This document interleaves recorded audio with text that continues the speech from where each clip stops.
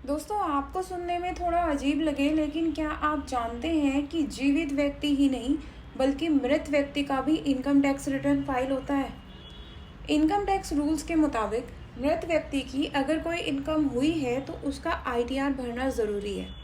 ऐसे मामलों में कानूनी उत्तराधिकारी यानी legal heirs income tax return file कर सकते हैं। नियम के साथ साथ कानूनी वारिस का फ़र्ज़ है कि वो मृत व्यक्ति का इनकम टैक्स रिटर्न फाइल करे।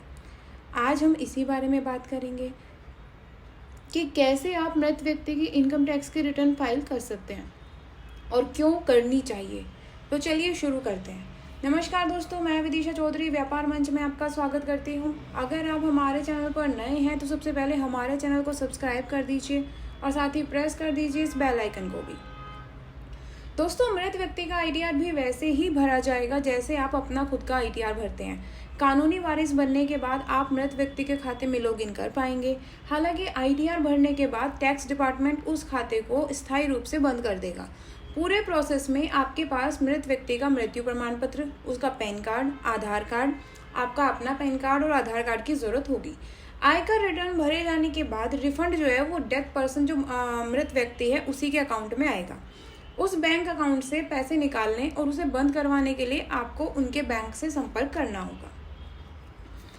मृत व्यक्ति का इनकम टैक्स रिटर्न फाइल करने से पहले कानूनी वारिस को उत्तराधिकारी के रूप में खुद को रजिस्टर करना, ये पहला काम है। रिफंड भी आप क्लेम कर सकते हैं। घर बैठे इस प्रक्रिया को आसानी से किया जा सकता है। कानूनी उत्तराधिकारी के लिए ये अनिवार्य है कि वो उस दिन तक के मृतक के आईटीआर दाखिल करे जब तक वो जीवित था। उसे टैक्स का पेमेंट करना होगा और वो रिफंड भी क्लेम कर सकता है। कानूनी उत्तराधिकारी डीम्ड असेसी होता है, इसीलिए अगर वो रिटर्न फाइल नहीं करने का ऑप्शन चुनता है तो इनकम टैक्स डिपार्टमेंट कार्रवाई को उसी तरीके से आगे बढ़ाएगा जिस तरीके से अगर मृतक व्यक्ति जीवित होता तो बढ़ाया जाता। इसीलिए आईटीआर फाइल करना बहुत ज़रूरी है और मृत व्यक्ति की इनकम टैक्स रिटर्न जो है वो ज़रूर फाइल करनी चाहिए उसकी लीगल उत्तराधिकारी को। आइए अब जानते हैं कि कानूनी उत्तराधिकारी के रूप में ऑनलाइन रजिस्ट्रेशन कैसे किया जाता है। दोस्तों, सबसे पहले इनकम टैक्स इंडिया e-filing.gov.in की वेबसाइट पर जाना होगा। वहां पर अपने क्रेडेंशियल्स का यूज़ करके लॉगिन करें। लॉगिन करने के बाद माई अकाउंट पर क्लिक करें। खुद को एक प्रतिनिधि के रूप में रजिस्टर करें। मृतक की तरफ से न्यू रिक्वेस्ट पर क्लिक करके आगे बढ़ें। मृतक का पैन कार्ड, मृतक का पूरा नाम, मृतक के बैंक अकाउंट की डिटेल दें।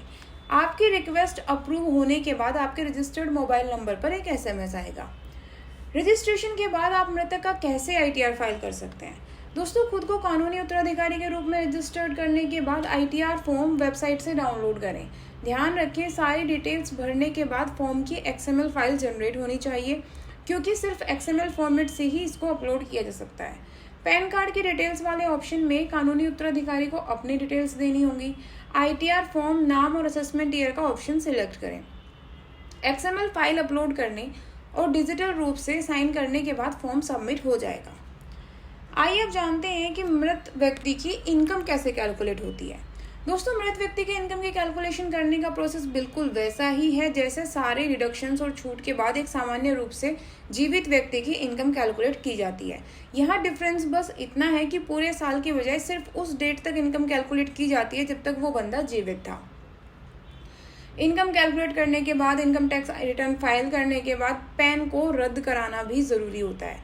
व्यक्ति की मौत हो जाने पर इसे रद्द करना अनिवार्य है। व्यक्ति का कानूनी वारिस या रिश्तेदार पैन रद्द करने के लिए इनकम टैक्स डिपार्टमेंट में एप्लीकेशन दे सकता है।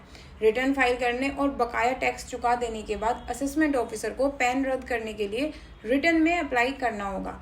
आयकर विभाग आवेदन की जांच करने के बाद पैन को कैंसिल या रद्द कर देगा।